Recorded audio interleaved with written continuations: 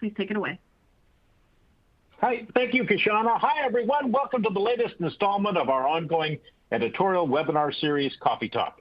Each hour-long information-packed episode features the observations and insights of an independent expert on a wide range of tech industry topics.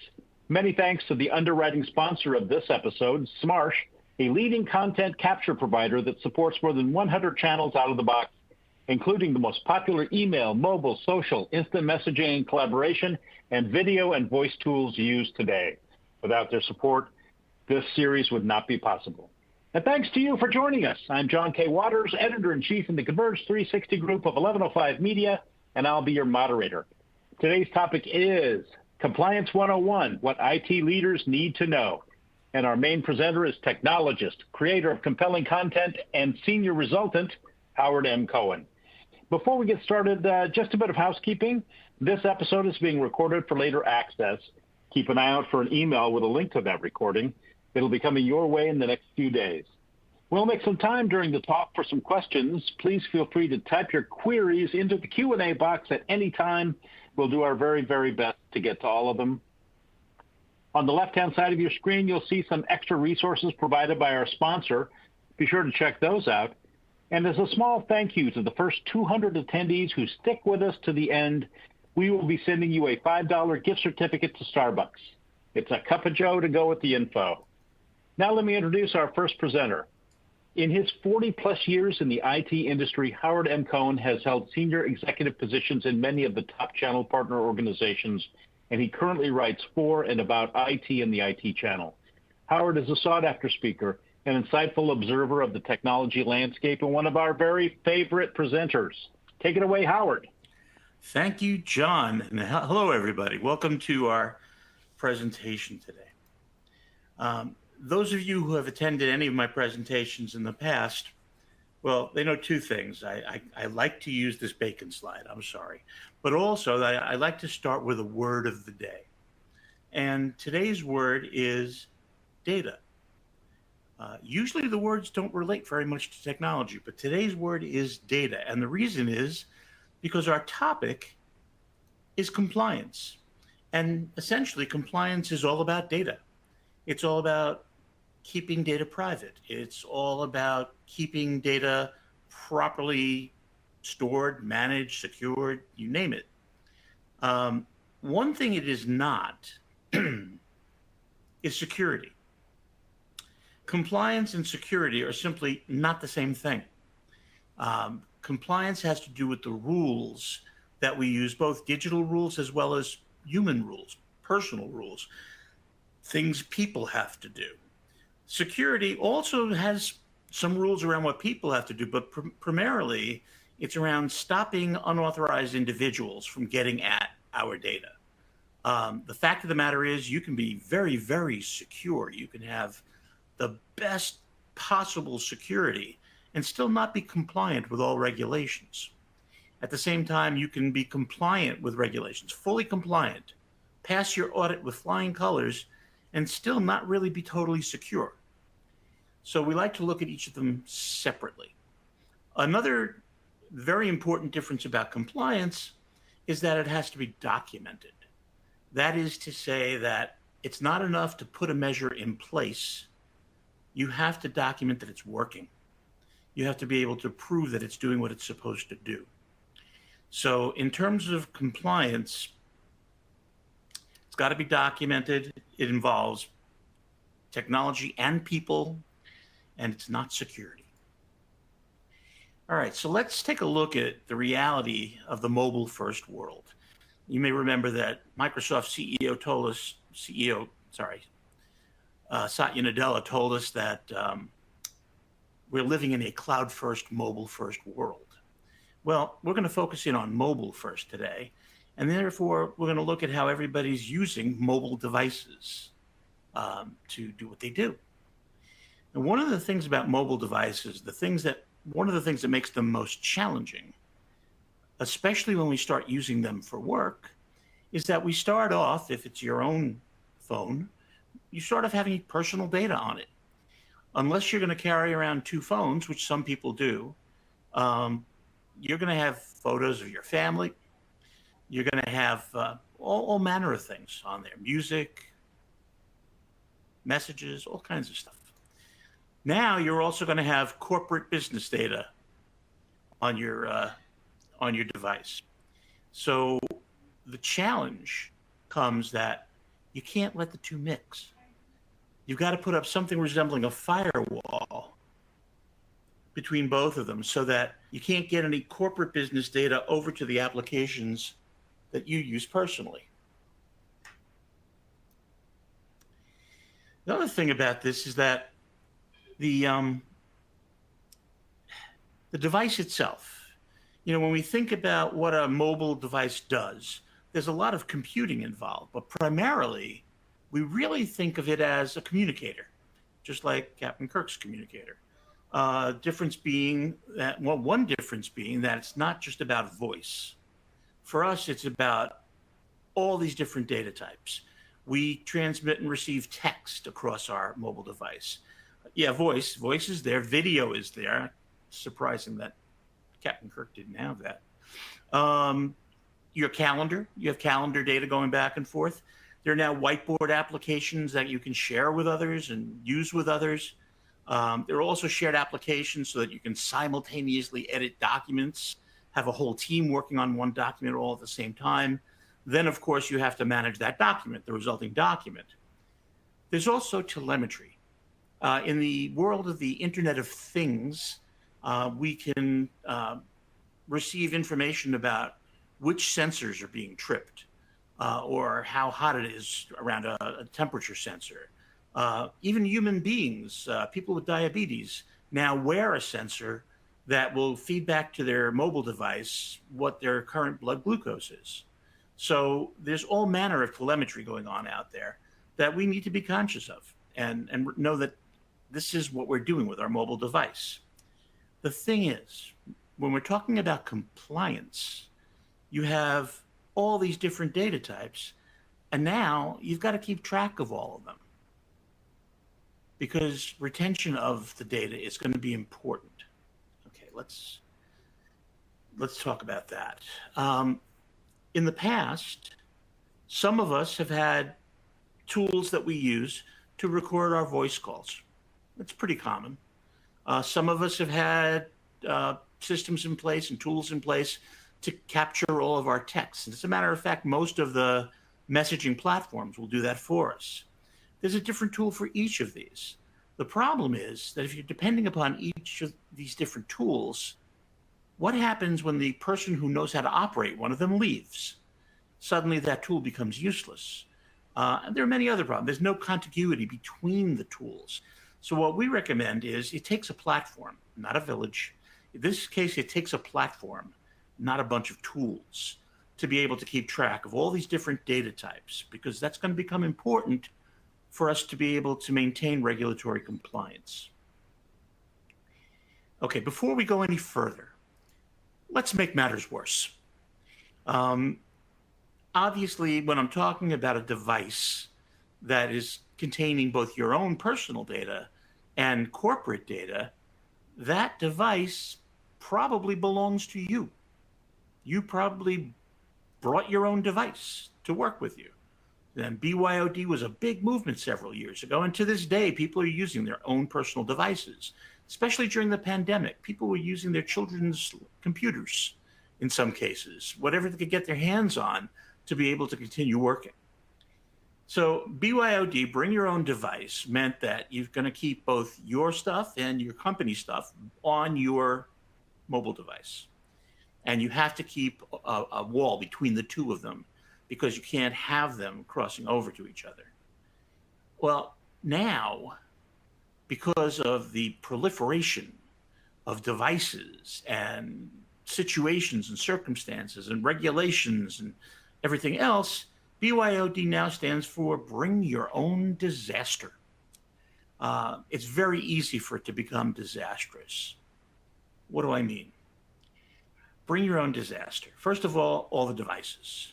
There are more mobile phones in use today than there are people on the planet Earth. There are laptops. There are tablets. There are landline phones back at the office, but all of these have to communicate with each other. They've all got to be in touch with each other. So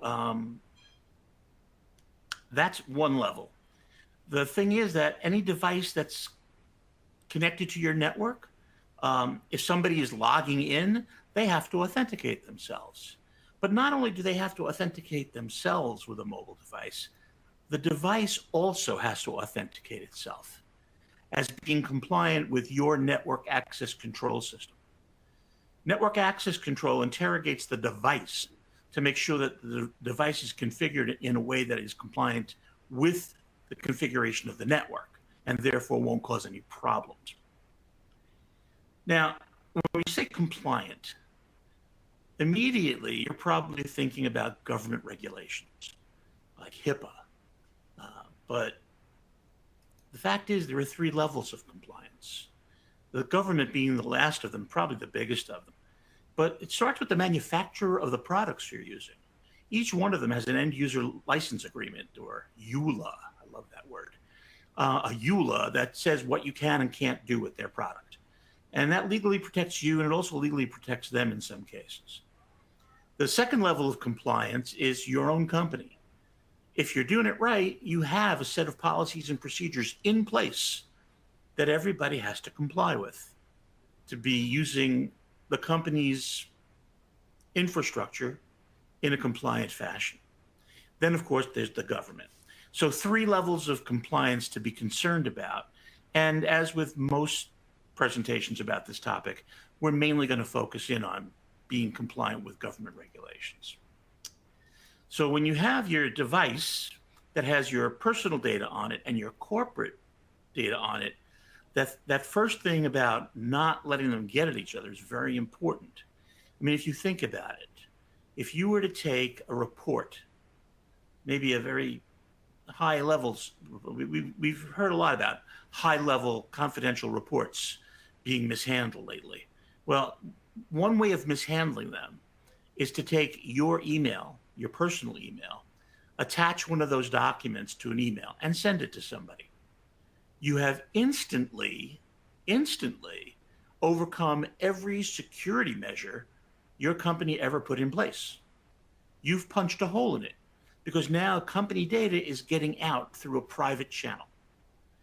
And that's why we say there must be a hard wall, or the 2 types of data have to be containerized. There has to be a container for personal data and a container for corporate data. Not for nothing, but if it's a business device and your company's letting you use it for personal use, that's fine. But if it's your device and you leave the company is very likely going to want to erase all of their data. By having them containerized, it makes it possible for them to remove their data without touching your data. So it serves you beginning, middle, and end to make sure that your data is containerized. And this is more for the company's sake than your own, but you want to be compliant as well. There can be no cross communications between corporate data and your personal data. Also, mobile is everywhere, doing everything. We talked about all these different data types before. So when we talk about achieving and maintaining regulatory compliance, here are the stages. First stage is to capture the information in a compliant fashion. Not for nothing, but when you walk through a department store, there are several devices all over the store, many of them, that are trying to read your phone to find out who you are and then track you as you go through the store. That's true on the street. That's true wherever you are. There are constantly sensors trying to find out more information about you by reading your phone.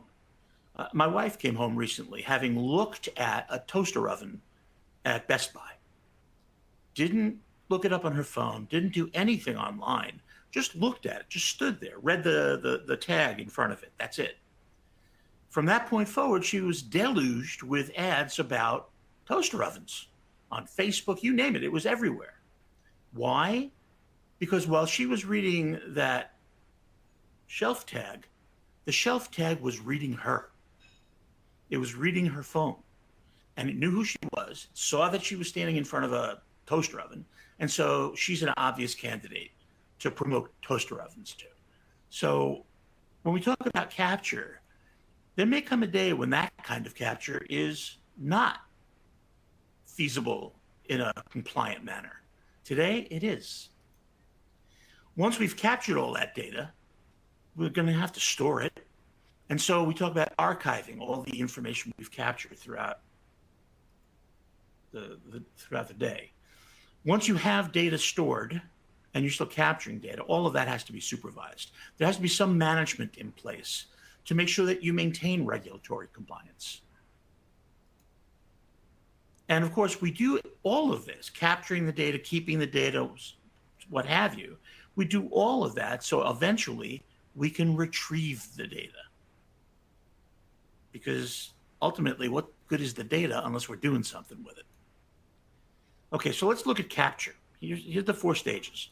In capture, we have to capture text messages. There's been a lot of hoopla about that lately. Doesn't matter where those text messages come from. It could be on Facebook Messenger. It could be on LinkedIn, Teams, Zoom. A lot of chatter about WhatsApp. There's all kinds of platforms, but many regulations require that you keep all messages. Now, we've seen situations in which the users did not keep their messages, and yet the platform did. So we have to manage that as well. Even collaboration sessions, when you have many people simultaneously editing a document, that should be captured. In some cases, it has to be. Of course, we want to capture voice and video calls, in many cases, so that we can go back and review them and take notes. In some cases, because we want to have evidence. It's the reality of the situation. But when we capture any kind of data, we want to also be sure that we capture the metadata. The metadata is data about the data. When was it created? Who created it? When was it last modified? How big is it? So forth and so on. There's a lot of great uses for metadata. For one thing, you can analyze metadata to determine performance characteristics, behaviors. If you have multiple people going out on assignments, you can capture the beginning and end of those assignments and calculate how long the assignments are taking each person. Then you can compare them. So there's many reasons you want to capture metadata. The one thing you don't ever want to do, and it almost goes without saying, is don't depend upon your users to capture their own. It's never going to happen. It's a pipe dream. So you have to have a way on your platform of capturing everything that you need to capture to maintain your regulatory compliance. At the archive stage, obviously, everything must be in secure storage. Stated very formally, ESI, electronically stored information, has to be protected against inappropriate alteration or destruction. The destruction, that's easy. They destroy the file. They wipe it out. More often, bad actors are altering your file. Either they're corrupting it or they're encrypting it and not giving you the key. So now you have the file there, but you can't use it unless you have the key. And you can expect that you're going to get a ransom note and you're going to have to pay a substantial chunk of money to get that key. That's what ransomware is. So that's what we need to protect against in a variety of ways. In terms of managing everything, the key word is visibility. You want to be able to see everything. You want to be able to, on a moment's notice, know what each data asset is, how much it's worth, where it's located, where it's being stored right now, who is authorized to use it, to access it, when it was last changed. Lots of information about each document so that you can interrogate that and learn about the document when you need to. And again, it has to always be secure. And that's something else you need visibility of.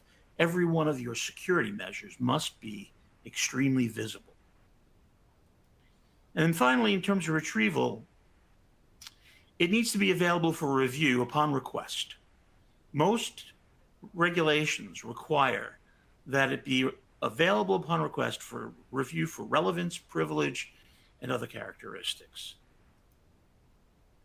The one that's gotten the most press is e-discovery. In the legal world, and actually in the accounting world as well, e-discovery demands that you produce certain documents, certain data entities within a reasonable time frame and at a reasonable cost. And that goes both ways. Nobody can impose an excessive cost on you to retrieve data according to the regulation. The time limit is usually pretty quick. So e-discovery means you've got to be able to very quickly get at any given data asset based on its description so that you can submit it. And by the way, if you're subpoenaed, you have to submit it. You have to give it up. So what if it's not there? Well, there's something called the Federal Rules of Civil Procedure, the FRCP. And basically what they say is that you must retain your data for as long as your policy says you will. You establish the policy, and then you must adhere to the policy. Now, what does that mean? That means that, let's say you establish a policy that you're going to retain data for 10 years after it's created. 10 years. If you lose any piece of data that's less than 10 years old, you're liable. You're out of compliance. And that's a bad thing. Of course, you think you could cover that by simply setting it to 6 months. In 6 months, we'll get rid of everything. And indeed, that limits the time in which you have to have something available. But on the flip side, when you're audited, if they find files that are younger than 6 months, you're out of compliance. Files that are older than 6 months. If they find files that are in excess of 6 months that are still there, you're out of compliance. You have to get rid of it at that 6 month point. You have to do what you say you're going to do. You have to adhere to your own policy. Okay, so now we know what we have to do at all 4 stages of the compliance challenge. What are you up against? What's going on out there in the world that you have to be concerned about? First of all, most risk and compliance experts acknowledge that since the pandemic, we learned a lot of things. We're now much more dependent upon data than we ever were, but we also know how to manage it better. We've been using it more frequently than ever before because we had to.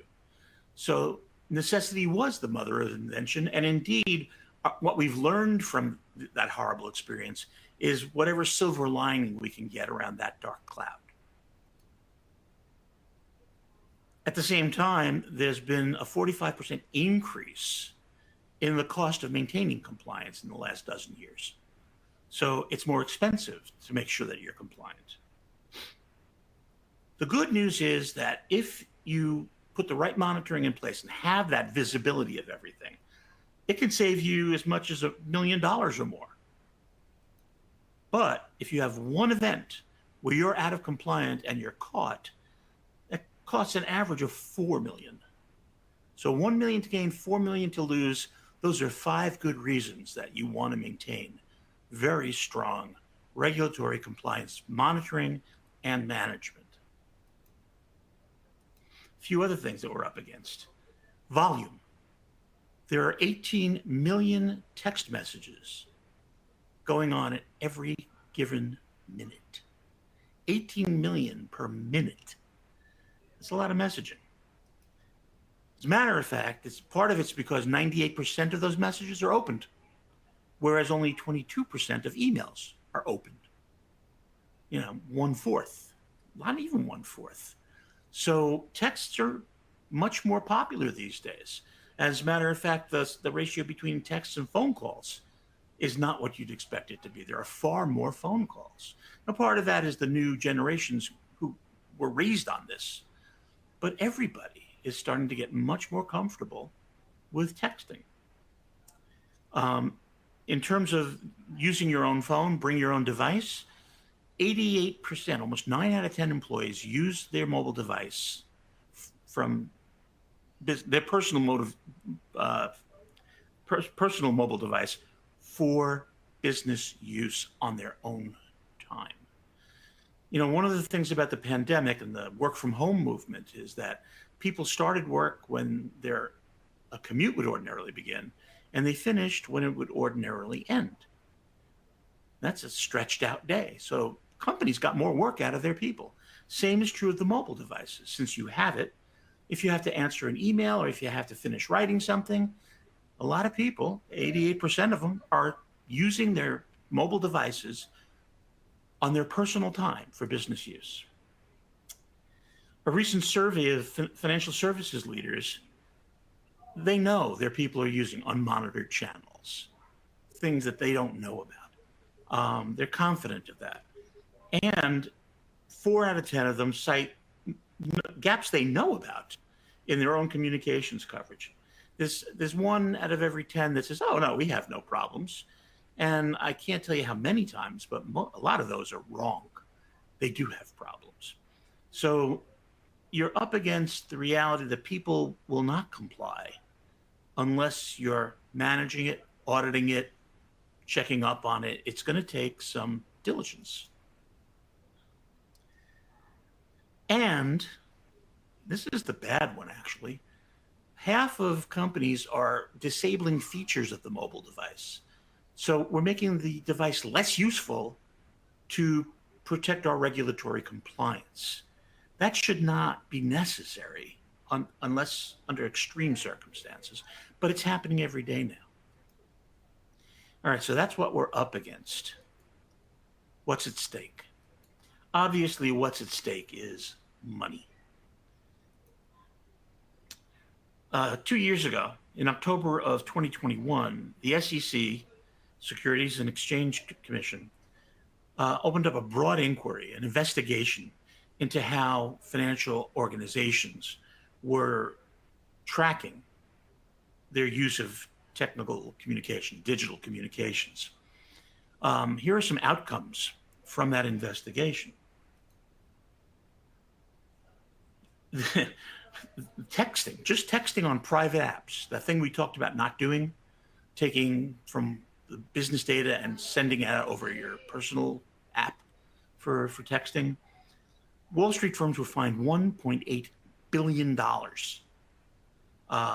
Banks, including Bank of America, Barclays, Goldman Sachs, Citigroup.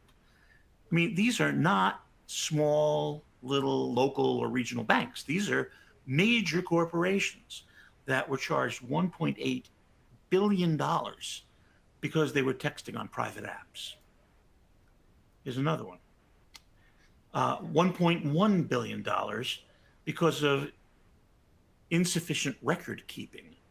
They didn't maintain and preserve record of all of their electronic communications. $1.1 billion in fines for poor record keeping. Now, here's an individual case, JP Morgan. JP Morgan not only used a private app that was extremely well protected, extremely well secured, and they told their people to use WhatsApp because it would help them evade the regulators. That's not smart.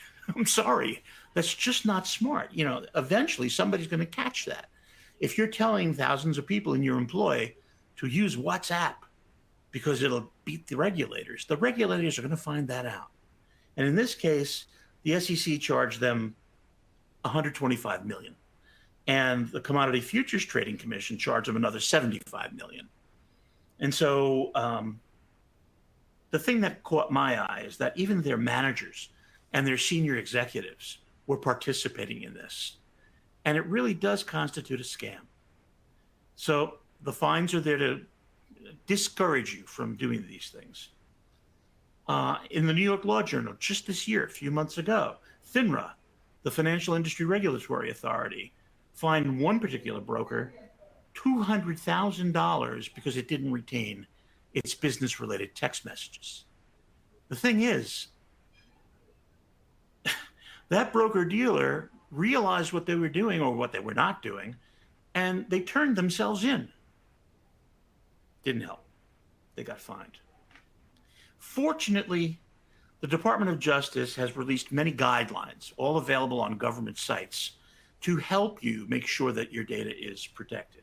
And by the way, those of you who are eagle-eyed, get that? Notice that it says Environmental and Natural Resources Division.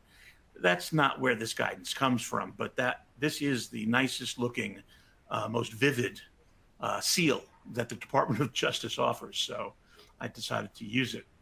The first thing they make clear is that it's not just companies that are subject to regulation that are in trouble.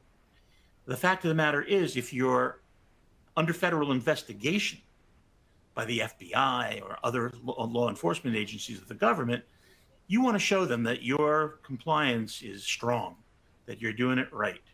They're going to look at how you use third-party messaging apps.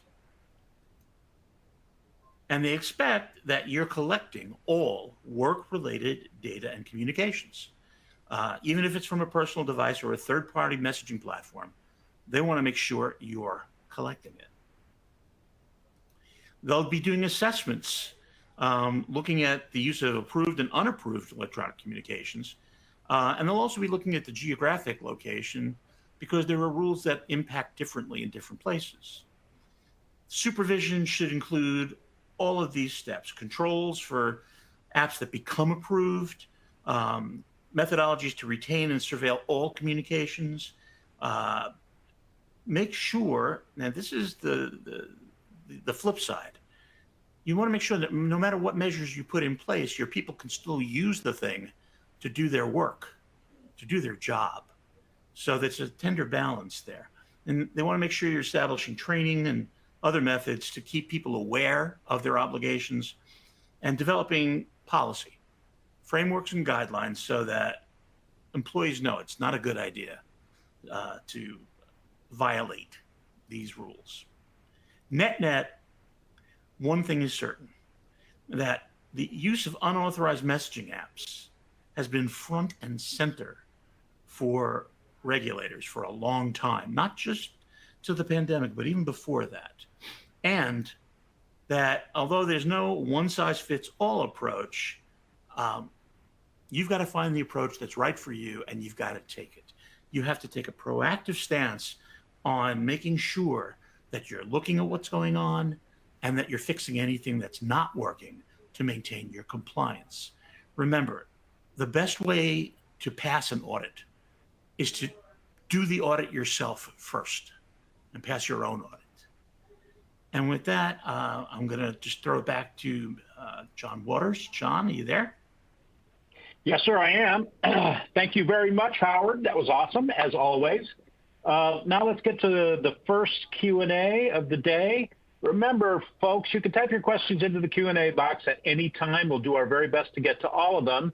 I want to start with a question we've got here from Lynn Ma, one of our most frequent attendees. Yeah.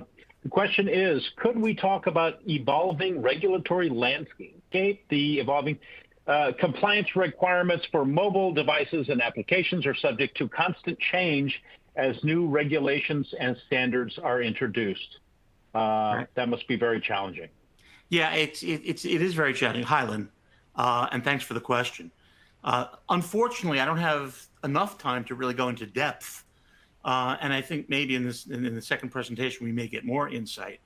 But the government has to find something to do, and one of the things they do most is put out new regulations, new bills, new laws. Unfortunately, not everybody keeps track of all that. The one thing, the great dichotomy, the one constant is change. Things will always change. And in many cases, you'll get a grace period in which to become compliant. But if there's no grace period, or if you exceed the grace period, that's going to cost you. I don't think I could really go any deeper, John, without impinging on our next speaker's time. No worries. Yeah, we are running out of time here, but we've got time for a few more. I wanted to give a shout out to Bob, who's wondering what are the verticals that are the highest risk of being audited? Financial services. Financial services. Mm-hmm. Yeah, without a doubt. Yeah. I mean, it would be shocking if they weren't. Mm-hmm. And that includes real estate developers, insurance companies, and others like that. I would suspect that legal is also heavily subject to regulatory audit. There aren't that many industries that are heavily regulated, and a lot of companies aren't big enough to worry about it. But I think, yeah, the answer to your question, the most frequent audits would be financial services, legal, and given OSHA, maybe some manufacturing organizations. Gotcha. Okay. Let's see here. We've got one here from Cynthia who's wondering, I understand we want to protect company data and communications in a BYOD environment. How then is the employee's personal data kept private from the company? Right. So I mentioned containerizing. Can't get into too much depth on the technology behind container, but you've seen containers elsewhere. You've seen containers in virtual computing and virtual storage. You've seen containers, obviously, in cloud native applications where microservices are put into containers. There are many containerized schema available to do that. And I suspect, again, our second speaker asked that question again. He may have some more in-depth insight into the technologies themselves. Maybe we could hang on to that question for the next guy. Mm-hmm. Okay, here's one from Keith who's wondering, where can I go for help in making sure we are fully compliant? There are many, many, many consultancies out there that are available to help you achieve and maintain regulatory compliance. That's what they're in business to do. We're not allowed to recommend one in particular, but I would suggest that the best place to start is with any company like our sponsor, Smarsh. The people who work with them are all those consultancies. And so they may be able to give you a few that you can go look at that would probably be better than others per se. But that's where I would go. Okay, I think we've got time, doing a time check here. Boy, we've got a bunch of questions. Cynthia has another question to further her question. She's wondering, then, would the HTE container be managed by an MDM?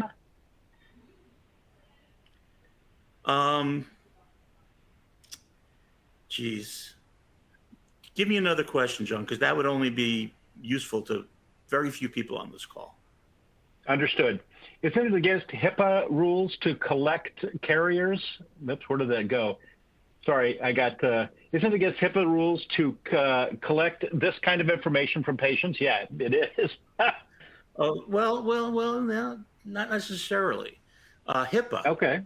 HIPAA, the acronym itself, stands for the Health Information Accountability and, oh my God, I've lost the other word. I'm sorry, the Health Information Accountability and Portability Act. So it's governing how you govern the data and how you transport the data from place to place. Part of that is collecting data. Now, you may not be able to collect personal data off people's phones.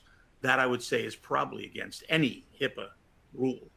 But there are definitely HIPAA rules that address the collection of data. Well, you know, I think that's all the time we have for this first set of questions. Thank you so much, Howard. That was awesome. Thank you, John. So now I'd like to welcome our second presenter, Blaine Warren, Vice President of Product Management at Smarsh. Blaine has spent his career in financial services at the intersection of compliance and technology, working in progressive technical management roles for CBiz, ING, and Pacific Life, among others. He is currently responsible for the delivery of Smarsh's connected capture portfolio of products. And as you all can see, he's joining us today via video. Hi, Blaine. Hey, thanks everybody for joining, and thank you for the time. So let's dive in and kind of dovetail off of what you've just seen reviewed. I'm super excited about this topic. My background was in mobility and the enterprise. So I came from enterprise organizations and ultimately ended up at a vendor helping enterprise organizations throughout at this apex of my career. And I love the fact that the focus is mobility. There's a number of ways to slice it apart, but the way it was just laid out to you was incredibly valuable because it kind of broke down the Venn diagram of mobile communications. So we've got employee owned or BYOD, and we've got corporate owned or devices that a company provides employees. And oftentimes there's a natural overlap happening there. That Venn diagram in the middle, that's where you get the privacy questions that we just heard. That's where you get questions about what are the inner and outer rings of regulatory requirements. And what I want to put a wrapper around that on is to talk about some of the use cases that are emerging that are both creating technical challenges for companies and also just at the solution level, how challenging it is to account for the various use cases. One thing that's very common that you'll see, as was reviewed earlier, is the fines are fairly eye-popping post-pandemic. What really happened is, financial services specifically, but not just financial services, have always been heavily regulated. Regulated spaces include, of course, the government, federal, state, and local. There are sunshine laws and regulations that require our government to be open. So you can almost view that like a financial services record. You've got energy, pharmaceutical, healthcare, kind of that inner ring where there's a lot of rules.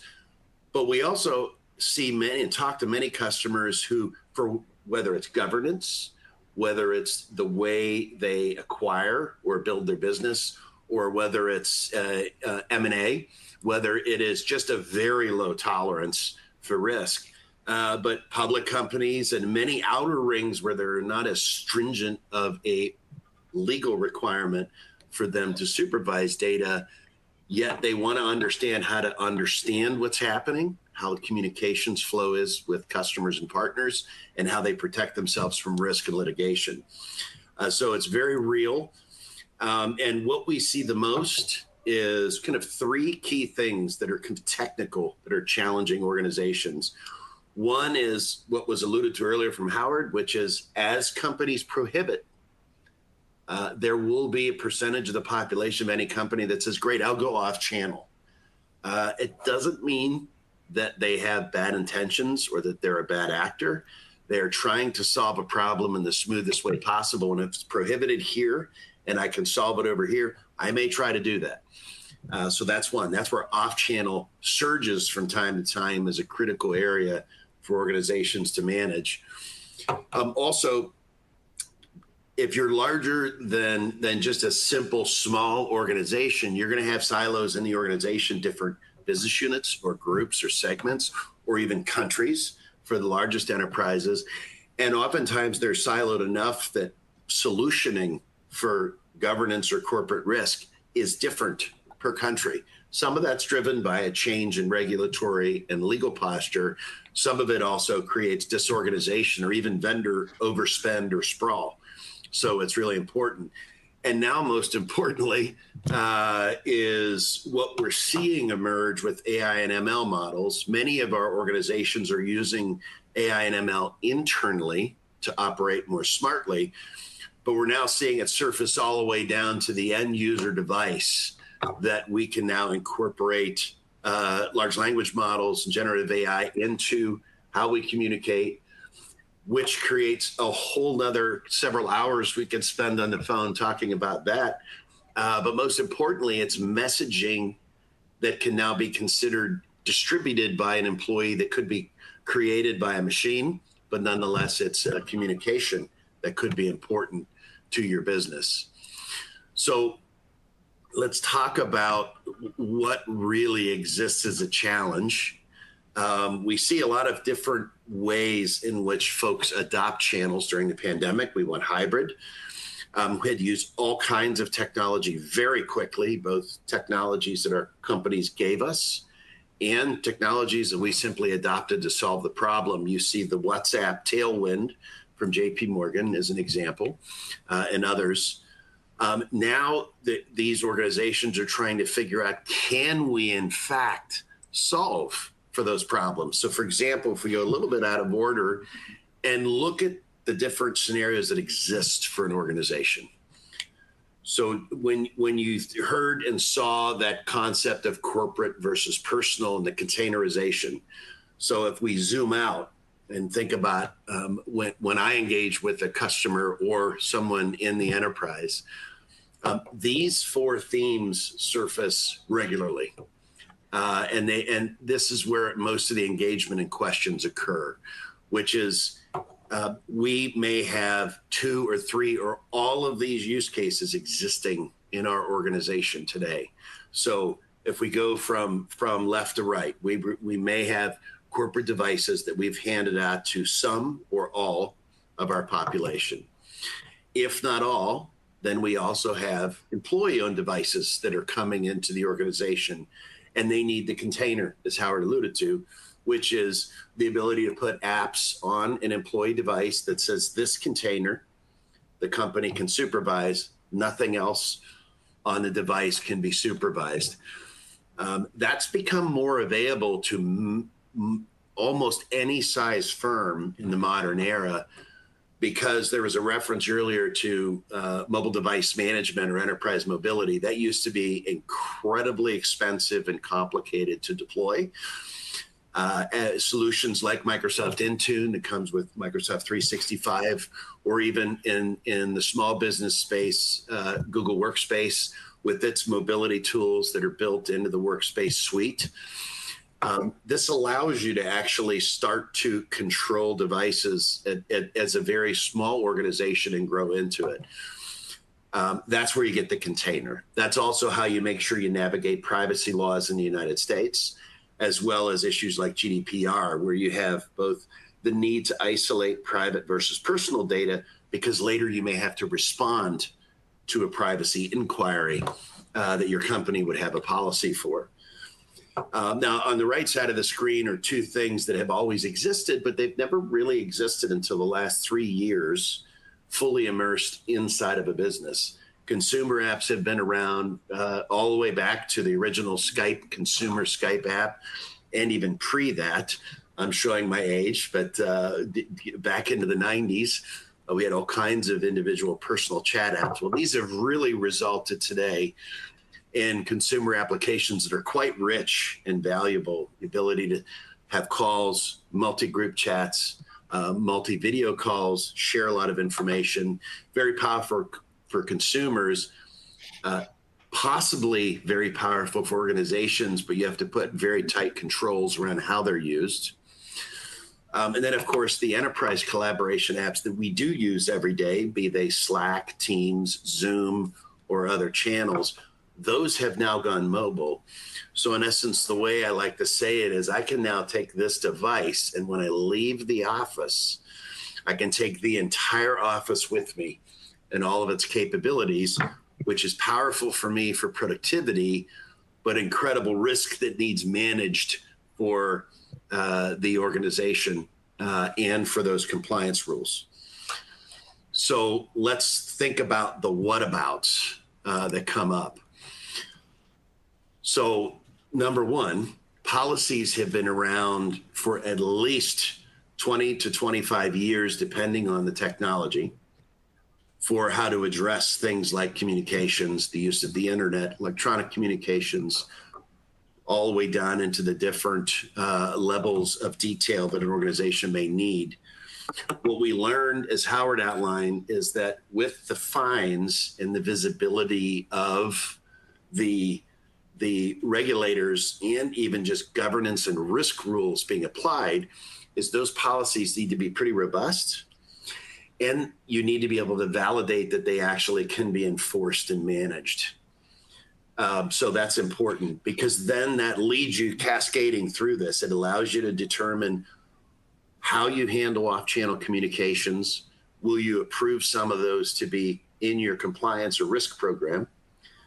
And then as technology evolves, like ChatGPT, Copilot, and other AI/ML and generative AI, this will start factoring into how communications work. So not everything will be written by your employee, but they may be engaging in a way that generates what they need to communicate with the public, with your customers, with your partners. And so thus, then regardless of where the tailwinds or where your risk posture is in the regulatory diagram, you have the ability to cascade through this list and understand what I need to do to address compliance. One of the most important things you can do is partner internally to make sure that you define what success looks like in your organization. It's going to be different. You may have 5, 50, 500, 5,000, or even 50,000 employees. Success criteria is going to be very different across that spectrum, and no one company is the template to follow. It needs to be what you need, how to work with your customers and partners, and is manageable and achievable technically also to make sure that you have a good risk posture. And so with that, what I would do is leave some room for questions. I know we've covered a lot of ground quickly, and I think we stitched together Howard and my topics well, but I want to make sure we leave room for some questions. I couldn't agree more. Remember, folks, you can type your questions into the Q&A box at any time, and we'll do our best to get to all of them. Let's start with this one here. Blaine, are you seeing a large move toward corporate-issued mobile devices and away from BYOD? So I would not overstate it. So I'll say I see two lanes occurring. As soon as you start to get inside of those rings where regulatory rules exist, yes, we're literally seeing the meter move back. When I started in mobility, all the way back to the BlackBerry pager in 1999, everything was corporate. and then the iPhone and Android kind of unfolded the BYOD movement, the grassroots movement. And 2017, 2018 was probably the height of BYOD transitions. We've actually seen about a third of that roll back in certain industries, which is pretty material for a third of an industry to move back to corporate. Clearly, the most highest regulated areas are where we see, we're all corporate 100%. The other thing we are seeing, as I alluded to, which is smaller organizations have access to things like Microsoft Intune, if they're on Microsoft 365.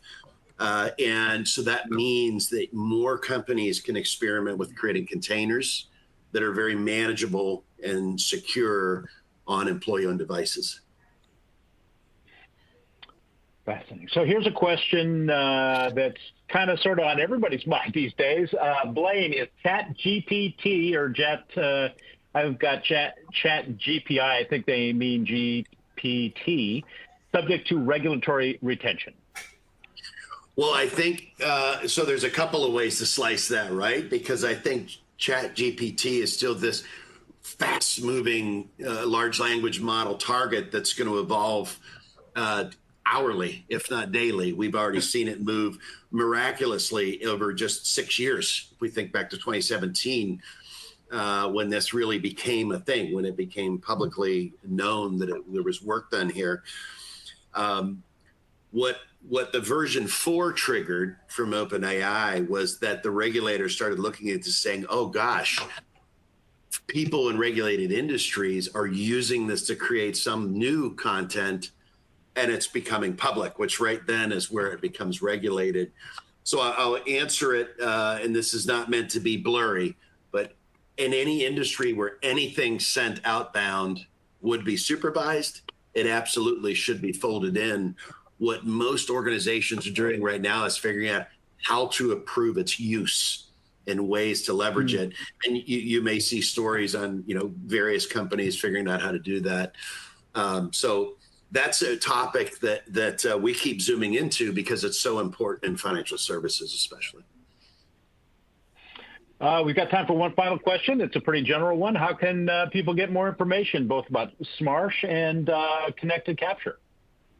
Sure. So, absolutely smarsh.com. It's pretty expansive to what you can look for. And right on the homepage, there's a mobile section that allows you just to kind of explore what do we have that addresses this topic. And certainly if someone wants to actually engage and have a conversation, we're always happy to do that. I love to have the discovery and the brainstorming conversations to help companies think through this. And certainly that helps them make decisions about how to solve the problem for them. Well, thank you, Blaine. That was awesome. Thank you. Thanks to all the folks who contributed today, and thanks, folks, for spending an hour with us to get some insights. And thanks for the great questions. Well, that's all the time we have for this episode of Coffee Talk: Digital Transformation and Enterprise Security, Why Managed Detection Response is the Future. Many thanks to Howard M. Cohen for an insightful presentation, and Blaine Warren for joining us on this informative episode. And a special thanks to Smarsh for supporting us. We couldn't have done it without them. Keep an eye out for our next episode, and for your Starbucks gift card, it should be coming your way in the next few days. Thanks, everyone, and have a great day.